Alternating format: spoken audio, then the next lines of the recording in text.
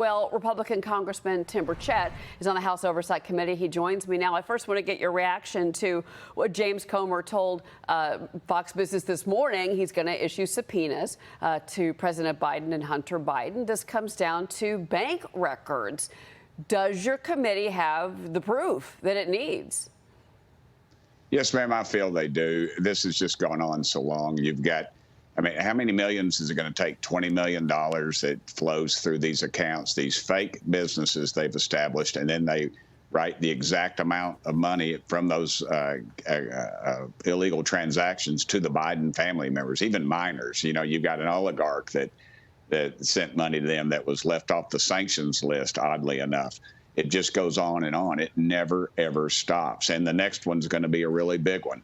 And I feel like Chairman Comer is playing this hand very well. The critics of the GOP, you and your colleagues on this committee in particular, this is political. This is about 2024, and that you don't have the evidence needed. But you maintain that you do.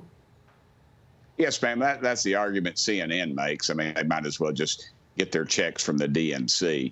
It's completely bogus. How much more do we need? You see the exact amount of transactions that flow into these accounts. These are crooked people. You have Joe Biden bragging about having a man fired who is investigating his own son for corruption in another country. And he's on tape bragging about it to the national media.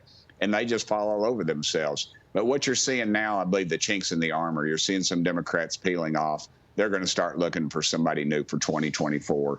They're going to use Joe Biden's mental capacity, and they're going to throw Hunter under the bus bigger than daylights, ma'am. Let me ask you about Hunter then in particular, because after Devon Archer testified last week, I mean, he filled in some blanks, but he left some things somewhat unanswered. One of the questions was, you know, did you actually hear President Biden talking business on the phone?